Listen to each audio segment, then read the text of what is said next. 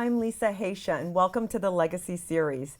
Today, my special guest is Lisa Garr, and it is so exciting to have her here today because I think our paths have been crossing for years at this point, and I've been hearing her name, listening to her shows. She's got several radio shows on the air, and she just got Coast to Coast, apparently. And she's all over the place. She travels the world. She's inspired. She wants to make a difference with food, and I'm sure we're going to talk about food revelation and create a revolution about it, and we'll start here today. And also just about lifestyle.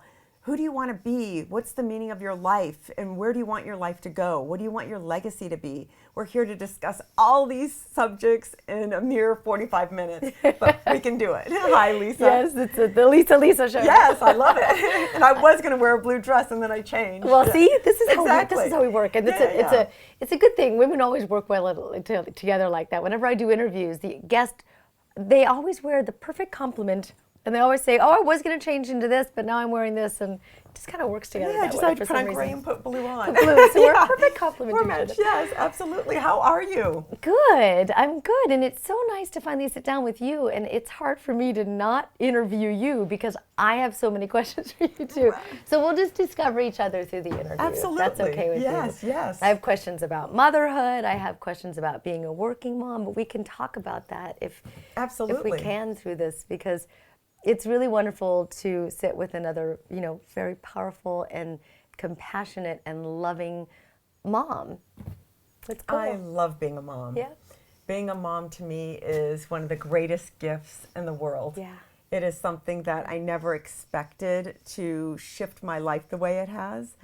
And she's just the love of my life. Yep. And she's taking me in directions that I never thought I would go. She's a teacher. Absolutely. And one of the reasons I'm taking a trip abroad for a year is to give her an experience. And through that, I'm checking off something off my bucket list. Oh my gosh. And it's like, yeah. Well, yes. it's a beautiful example of how to live boldly, how to live outside the lines, not that she knows where the lines are, but to follow a dream.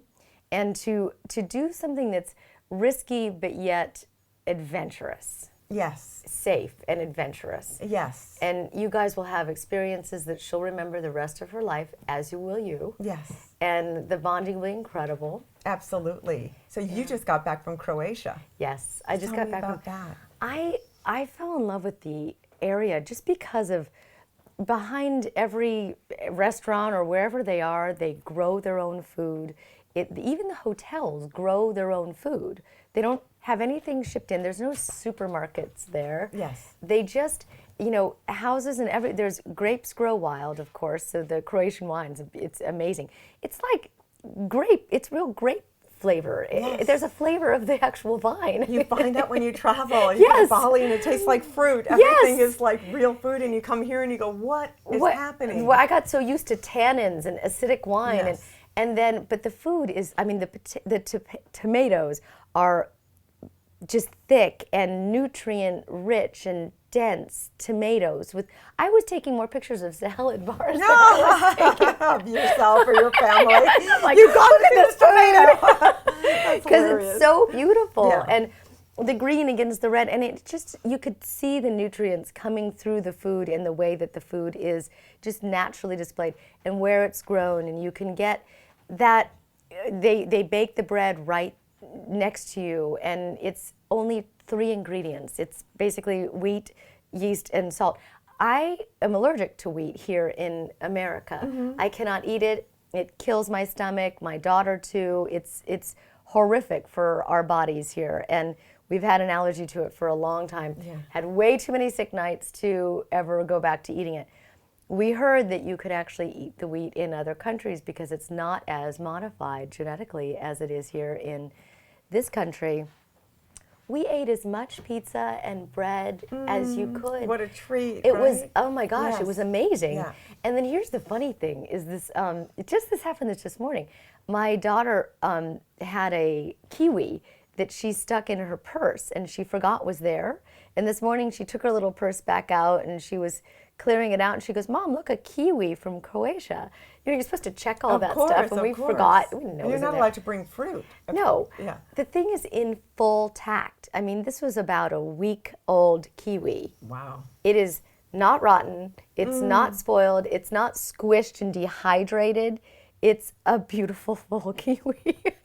And I went, wow. Impressive, yes. It is. It's just so beautiful to live that close to the land. It is, and that's something we could always learn from traveling. Yeah. So many gifts from travel, and Yeah. that is one. Just they eat natural foods. So what is going on in this country? Why are we so supermarketified? Why are we so Yes. packaged? Why is everything in a container? Yes. And where is, I mean, even the fruits are in containers. I know, and they're sprayed and they're injected with dyes. And everything then to how make it look long more has it been? nutritious. So sometimes when you go to the health food stores and you say, okay, well, this is a nectarine from Chile. How long did it take to get here? From tree Yes. to shelf, Yes. how many months did that nectarine take to get here? Yeah, and they call it fresh. Right. It's like, no, I don't think it's really fresh. Right. would be Not the if first it's had choice. to Yeah. go on a plane or a train or a truck. I mean, think of how many different resources it's taken to get. It just, for me, I started growing a garden before I left, but I just got the orange and the lemon trees, and I'm going for everything now. And there's these great new things. I can't remember the names of them, but they're tower gardens where you can, even if you live in an apartment or if you don't have rich soil outside, you can grow these towers on top of each other, and you can grow tomatoes and zucchini and vegetables, and they're like these baskets. Then the vines grow, and you water, the water goes down, and they're tower gardens. And I can't remember the name of them, but you could have them in your house, That's wonderful. apartment, Yes. wherever. We don't need much to get back to basics. Yes. How do you stay in good shape, and what do you do for your nutritious? Wow. Stay nutritious? I've been through quite a health journey. I went through having thyroiditis and Hashimoto's, so I had an autoimmune Really? dysfunction. When was this? What year? Wow, I think I hit the hospital in 2008. Didn't realize it, just passed right out. You know, and all of my levels were so completely low, I wasn't paying attention to it. And I'm the one who has the very fierce, strong will, and I can push through most illnesses, and I listen to my body, but I'm okay with it. I don't look at them as death sentences. Yes. But I was just getting more and more weak, and finally just went to the doctor, said, "What's going on?" They took a blood test, and I passed out. And I woke up in a hospital and found out that I had thyroiditis, low thyroid, and Hashimoto's, which is an autoimmune dysfunction attacking my thyroid. So I was on a long journey, and it took me about 5 or 6 years to figure it out. Really? You know, what I did figure out was the main, like pretty much healed about 80% of my symptoms. Food. Going back to the food conversation. I was eating gluten-free foods that I thought were great for you. But the gluten-free foods for my body and for most people, if you really look into it, are sometimes worse than just the plain wheat-based items because they have so many different grains in them. I mean, imagine sitting down, like you take a loaf of gluten-free bread, it usually has cornmeal, almond powder or almond meal. It's got some type of a potato starch in it, tapioca to keep it bound. Would you ever sit down to a dinner plate with a piece of corn, a potato, a clump of tapioca, and some starch on it? No. No, right? You would never do that. Yeah. That's what's in a piece of bread. I see. Yeah. It's just, I mean, it's almost... But what do you do? Do you drink green juices also? Yeah, Do I you- just go back to Whole Foods. Do you ever It's go to just- Optimum Health Institute in San Diego? Oh, I've never been you know? there, but Oh. I've had some friends that have gone. Okay. Just the Whole Foods. It's basically back to Whole Foods, Yeah, right? it's green juices and just salads that are just fresh right there. They grow most of their food or they get it from a local farmer. It's alive. Basics. Yes, It's a live food. food, and it gives you life force Yes. from that beautiful live food. I mean, there's so many beautiful nutrients in green vegetables and in things that come right out of the ground. And when you eat, and what we did in Croatia is there was a farmer's market there where the real farmers were selling the food, and you could tell because their fingers were thick and swollen and very calloused. And this man handed me this apricot, and he goes, you know, taste. And he didn't say it I couldn't really understand, but that's what he was gesturing. and it was kissed by the sun, and it had not been anywhere except from the tree with the warm sun on it. And I tasted that. I just remember that moment. I remember that farmer. I remember that feeling of that juicy, like I've never tasted before, apricot. And there's just something that comes with that when you eat something that's kissed by the sun right from the tree, and it feeds your body. And you could feel that it's feeding your body. You're going, this feels right. Yes. Then when you go back to something else, you're like, this does not feel right. No, you taste the sun in something like that. You know how the sun tastes? I know. That's incredible. I do. That's why you're traveling. But I'm not so down on America. I mean, you can do it yourself. You can. Yes, and there's amazing resources here in this country that have the resource to be able to tell us how to do it and what to do on your own. And you don't necessarily have to do the big supermarket thing if you don't want to. You can just do all farmers markets every day of the week here. Absolutely, and green juices. Green juices. And juicing one day a week, I think, really helps just to give your body a rest. Yeah. But tell me about you. Who is Lisa Garr? Oh, okay. I'm on my food bandwagon over here. Yes, sorry. I know. I'm passionate about it. I know. I have just had a wonderful journey of my life, and it's just, I'm halfway through it and having a blast. How did you get on this journey, and how did you get on the path of, you've touched so many people's lives, and this is a legacy series, and did you have that intention when you were in high school, college, that you wanted to be a media star, a host? No, so for people who don't know, I have a radio show on local radio in Los Angeles here. I'm on Hay House Radio internationally, which is wonderful. Gaiam TV, which is another international television network, and then Coast to Coast now. I'm doing the one weekend a month on Coast to Coast, which is great. How do you do all that? This for me is relaxing. This for me is peace. This is connection. I'm not multitasking. I'm not doing anything else except connecting with you. And I love this. This is great for me. I'm not on the freeway. Yes. I'm here. So it's not work for you. No. So you get to spend 5 days a week for a couple of hours just connecting. I see. So it's your meditation, your yoga. Yes. Wonderful. Because I have a very busy mind, and it goes all over the place during the day, and I multitask like everyone else, and I get sucked into that whole whirlwind because I can. I mean, I know the full potential of the mind, and I use it to the most, but my medicine and my meditation is connecting, which I love. And so, yes, I do these interviews sometimes, mostly 6, 7 a week, and I love it. I research the people, and I learn what they talk about, and I get into their model of the world, and I look at life from their lenses, and I really understand their view.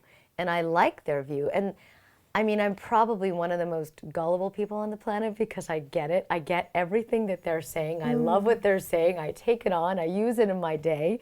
And then the next day I research the next person and I get into what they're saying. But I do vet them all out so that I know who I'm going into interviewing and spending time with and researching and looking into, I will want to spend time with. Yes, do you choose them yourself, or do you have a team of producers? No, I have an amazing producing team. These girls are my angels. They're my friends. They're my best friends. They're wonderful. Girls that I've known and been with for a long women. I should say women. I've known for a long time, and just beautiful. I mean, beautiful angels. Everyone that I work with, my whole team, are sent from God. I think that's why they're so successful. Yeah. Or that's why you keep doing more, because when you have the right team, you're really in alignment. It is all about team, all about that. And I'm always thanking them and telling them how grateful I am and recognizing that they're sent from another source, because I don't know how somebody could be so helpful. Right, but I think really they're inspired so by you too. It goes back and forth. Yes, and the guests, everyone who comes on. We're up to a mission. The mission is basically to provide the biggest platform possible for conscious communication and to get this conscious conversation into everyone's living rooms. That's our mission. Our mission is to bring this divine message from these incredibly brilliant speakers and to communicate that to people so they know they have choice, they have options, that they can say yes when there's a no, they can say no when there's yeses, that there's options, that there's different ways of living and different ways of being, that they might not have resources to. So I get to communicate and provide those messages that inspire people's positive growth and change. That's what I get to do. Well, can you share with me an obstacle you've had in your life and how you overcame it? Totally. Yeah.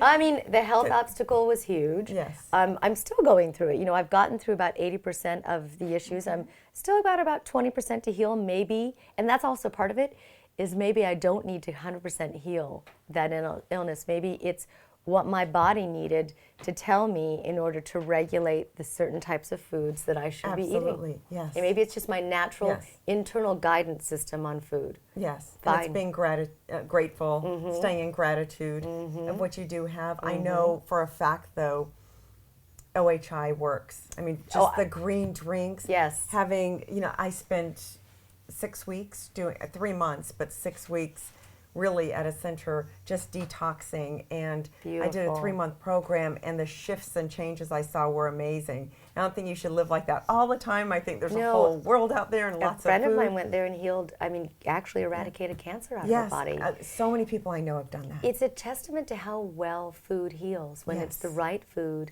in the right way. And when we talk about how do you have it all, part of the answer for me is taking care of yourself. Yeah. If you're not okay, I can't be a great mom. I can't travel. I can't work. I can't do all this if I'm feeling sick every day. Yeah, yeah. So you do this as well. And in order to be patient and have, you know, like children sometimes come up with the most honest questions, and you need to take your time to answer those. Absolutely. And really get into exploration with kids. And if you're busy and if you're stressed out and working too much, it doesn't happen. I've had those days. Yes. I've absolutely had those days where I've said yes too many times, and we'll have them again. Yes. Because I do tend to commit myself at a pretty high level. But you get detached from your stuff. Yes. You know, and that's the good thing, is that we're kind of stuff dependent. We just went through a big move, and I purged about 70% of my stuff, including all my furniture. Really? I got rid of everything. What was the reason? What was the inspiration? I really wanted to, for me, the house we were living in, it was too loud with stuff. There was stuff in every drawer, there was stuff on every wall, there was stuff on every counter, just stuff that accumulates over the years. We lived there 14 years, and that's not a long time, it's just things. And I looked around, and it was loud to me. It was screaming at me. I just wanted space. I wanted to be able to open a drawer and have it be empty. And so we gave away and donated to shelters, organizations, VA, everything. We donated it all. Books. Think about it, the books that I accumulate. I'm sure, yeah. To libraries. I mean, boxes and boxes and boxes of books. To libraries, and thank you to the guests who helped participate in that. But I mean, couches, coffee tables, chairs. We kept a kitchen table, our beds, one bed, and 2 dressers. And we moved into the new house that way. And that's still all there is. Really? Yeah. And it's great. That is incredible. It's quiet. Yes, I understand. It's I understand. Beautiful. It's just, you see the floors and the windows and the light shine in, and it's fine. Yes. It's fine. I mean, you know, at some point we'll put in the important things if we need them, and nothing that we stuff had. in storage or something? No, we pretty much just got rid of it all. Yeah, but we didn't have things that had. I mean, the significant things that we had were, you know, treasures and little things that we kept as family momentums and traveling experiences and stuff like that. But most of it was, you know, I think I was in that hypnotic overconsumption phase where you are advertised to about 2,200 times a day. Yes. And you go into Target to buy one thing and you buy 12. Yes, and of course, yeah. It's not okay for me to have fallen into that way of thinking. Yes. I was thinking that I was going to be better if I bought these things. I was going to be prettier. I was going to be a better person. Yes. What was I thinking, really? I don't know, but when you buy things, that is what goes through your head subconsciously. I need this to help me be more whole or complete. There were still tags on things I hadn't worn. Come on now. Yes. So I donated all that. That's amazing. That's all free. donated. So tell me 3 of your biggest tips that you learned from your guests. Oh, wow. Okay, so one of my most incredible things that I've learned is the beautiful power of meditation and contemplation. And one of the reasons I say this is because I'm definitely not the mountaintop meditator. I'm really not that type of, I love to, but practically I live a pretty full life, right? So I take the moments to chill, to calm, to quiet down, and what it does for the body is clears the mind, lowers the blood pressure, allows the heart rate to slow down, allows you to breathe, allows you to sit and allow the breath to come in, just to calm the mind, to get rid of the mind chatter for that time. And if it's 5 minutes here, if it's 15, if it's 30, whatever I can spare and do, I've learned this through, so many guests said, meditation, meditation, meditation. Yes. And I finally just said, look, what do you mean? Everyone's saying it. Everyone is saying to it. And I learned it in such a beautiful, practical way from so many different guests. There's some that teach practical meditation, that walking meditation. Yes. There's Laughing meditation. Yeah. Yes. I had a guest on, a neuroscientist, and I'm trying to remember his name right now. Was it Gary Small? And he talked about 13 different types of, Andy Newberg. Brilliant, brilliant guy. 13 different types of verified, studied, double-blind, randomized clinical trials on the power of meditation, on the health benefits of meditation. 13 different kinds, though. And his whole thing was one meditation doesn't fit all, is that you can do the 30 minutes, you can do music, you can do whatever it is that works for you. There's writing meditation, there's so many ways of doing it. Yes. I learned that in a very powerful way. It helps me transition from moment to moment, or from work to mom. Or So you do practice daily? I do. I even have a driving meditation. When I get in the car, turn everything off, and just calm myself. And I find myself and I look at beautiful things, and I clear my mind of all of the day. I don't go on the phone. And I just have that moment to sometimes transition from the interview to going home and cooking dinner. And I make that transition really important. Yeah, really important that for is me. important. What's a second tip? What else have I learned from my wonderful guests? God, I've learned so much. I've learned a lot about the brain. I'm a big fan of the brain and studying and learning the brain. I had a very, very severe mountain bike accident in about 99 and lost a lot of my memory, short-term and long-term. Had damaged the language center of my brain as well. I had a really bad accident. Was unconscious for about 30 minutes. It was... What year was that? 99. 99, wow. Yeah, and had the whole airlift out to the hospital thing. It was not any fun, but it was a huge wake-up call for me to learn how to rehabilitate my brain and what I needed to do in order to do that. There's EEG and neurofeedback and different supplements, and I have gone through so much brain training exercises in the last, 14 years. It's been incredible for me. But I've learned how to not only get through a traumatic brain injury, but how to live with the pitfalls of it. Because I think one of the reasons I talk for a living, and I started the Aware Show after that injury, was because I get to do that every day. And reading and talking and staying in communication and exercising my brain every day keeps it awake. It does. My dad's a gambler, and he goes to the racetrack all the time.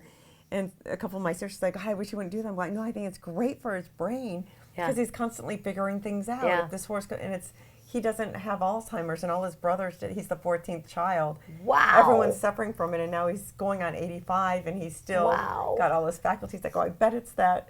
He's working on every single day. Yes. If you don't use it, you'll lose it. Yeah. Yes. And I've learned that in a major way. So I get to exercise my brain every day. I get to recover from that accident every day. Yes. And I've learned... And doing a positive thing for the world at the same time. I've learned a lot about neurochemistry and different functions of the brain and how communication stimulates different neurotransmitters and what happens when the brain gets angry or falls in love, and what the chemicals in the brain do. I've learned how teenagers communicate and what's happening in their brains. I could do, and I have done. I've done a whole series on brain-based communication.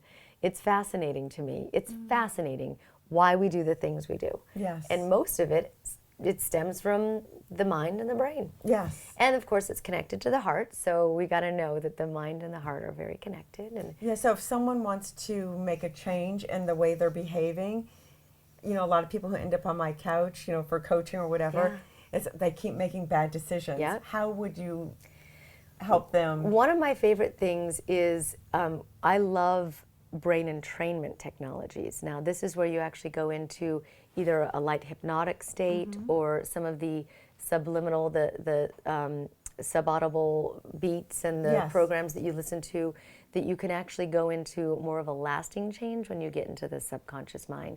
I'm a big fan of changing the unconscious in order to affect the conscious. That's one of my favorite things. I listen to it at night. Sometimes I listen to things that put me to sleep. Sometimes I listen to programs on finances. Sometimes I listen to relationships. I just listen to this stuff all the time. So I'm constantly working on the unconscious mind because, as we know, it rules 95, 99 debatable % of our behavior. So one of the things that I'm a big fan of is somebody who has that type of repetitive issue is to really start to find, and there's so many great programs out there. I mean, John Assaraf has a great one, and this great guy, Maury Zelkovich. There's, so many different people that I've interviewed that have great brain entrainment technologies. Brent Phillips, really good stuff. So you can listen to this. It eliminates, Chris Howard, of course, is a friend of ours who does amazing brain entrainment technology as well through his hypnotic work to master at that. He is. So great at making lasting change in people. So I'm a big fan of that. Identify the problem, and then you go into the unconscious and start working it out. So how would someone find one of these programs? They can go. I have a zillion of them on my website. My website's a huge resource. So give your website. Is it lisagarr.com? No, it's theawareshow.com. Theawareshow.com, and it is. I have 2,400 interviews that I've done. Everything has research websites and background material and phone numbers and everything is on there. You're all over the place, and on every show it's like, hey, how's this? That. It's like, God, you could just go on for days. I have a lot of research on my website. So many interviews. I've on vetted so it many out. different subjects too, which is really great. It's all connected, though. It's all like a little library on self-help. That's wonderful. And you're just doing more and more. Yeah, there's so much more to do. There is. It's an endless conversation. Absolutely. Because I think I'm an endless work in progress. So tell me something that you had struggled with in your career. Because a lot of people are struggling financially, or they don't know where they want to go in life or what direction. How did you find your direction, and what obstacle did you have in becoming Lisa Garr and getting the Aware Show? There's so many. One of my biggest things is that I love saying yes to a lot of things because I do consider, women have that issue. My gosh, yes. And we're creative beings, and yes, we probably can do it all. We do most of the time, and then we get sick or we get knocked out. Yes. Yeah, exercising my no has been one of my big things, and even hearing a no in my life has been a challenge for me. When I hear no, I hear no for now. Okay. Oh my God, do I have a fierce will. I push through so many things, and I sometimes shouldn't, Lisa. I really sometimes should just take the no and be okay with it. And there was a lot of digging I did around that of what does that no mean to me, that I can't have it, or is there some type of inner tantrum that was going on? And or is there, oh, you can't tell me no. There was all this inner dialogue that was happening when either I was saying no or being told no. But what's a specific example of, on your journey to getting the Aware Show maybe, that you had your obstacles? Did you know you wanted your own show? I started off doing the radio show out of just a desire to have a conscious conversation. I was working in the entertainment industry, working as a network television producer, doing. I have a company that fills audiences for television shows. You know, just doing the entertainment kind of grind and climbing your way up the ladder and all that. I created this literally because I wanted to have more conscious conversations. I was taking meditation classes and classes on intuition and developing your psychic abilities and intuitive abilities and so forth. So I wanted to have that conversation, and all I've ever known is media, entertainment. I grew up in an entertainment family. I have an incredible aunt who is a brilliant actress, Terry Garr, and she's such a great influence on me as I was going to ask child. how she's doing.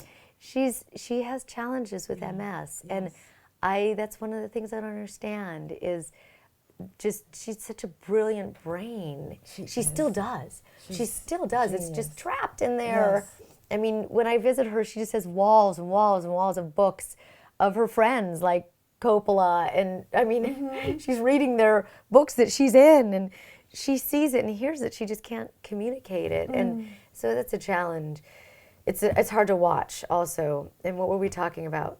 We were talking about your journey of getting the aware show. Oh, why I started it, yeah. So you started off producing and in the media. Yes, and so I started the radio show just because I wanted to have that conversation in a way that I knew, which was media. And it caught on like, it was that conversation at the time, and this was back in 2000, that people were having in their living rooms and having with their friends and their phones and so forth, but not so much on mainstream radio. Which is, LA is a huge radio market. I think it's like #1 in the nation. Yes. And in the middle of the afternoon, 1 o'clock in the afternoon, I'm talking about angels and psychics and acupuncture and all these great topics. Yes. Healing cancer. Everything I love. Right, yes. Right. And 15 years ago, this wasn't such a popular conversation on the radio. And I happened to have gotten onto a political radio station. So it was talk radio.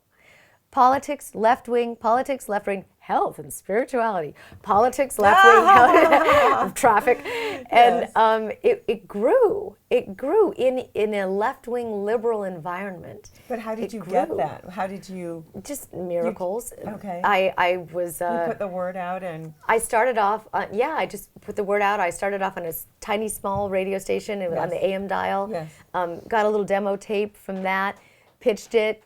KPFK picked it up, middle of the afternoon, 4 days a week, never been done before or after that. Yes. I mean, it was just an amazing, just to have that opportunity. It was almost just guided. It was really guided. And it was meant to be. You were so passionate about it probably. Yeah. And people could see, wow, let's test it, and people are showing up. Yeah, and to get it started, just to have that time, which was wonderful. And then I eventually went down to 2 days a week because I had a baby. So I couldn't go in every single day. Actually, when I was pregnant and delivering, my guest hosts were Wayne Dyer, Michael Beckwith. They all went in and they did an hour for me every day. And it was so great because I was listening to them when I was that's wonderful. Huge, and sitting on my couch and letting it go, and it was great. Yeah, so how do you do it all? So now you're getting these shows, then you got pregnant, so how do you keep doing everything you're doing with a child? It's a balancing act. I don't know if my daughter would say the same thing, but I want to give her 24 hours a day. She wants 24 hours a day of me. We probably hang out more than most mothers, daughters. We hang out a lot. But I would give all my time to her if I wasn't also giving my time to my radio stuff. Yes. And she would say the same thing. She would want, we're really thick. That's sweet. We're super bonded. So how do I balance it? I keep her a part of it. I let her know what I'm doing. I teach her the whole time that it's about service and compassion. It's about being of contribution. It's about growth. Isn't and that this is amazing what I when you learned could today. Teach? Yes. Yeah. I mean, just the other day I had this amazing Qigong grandmaster on my show. She is a powerhouse of a woman, 70-something.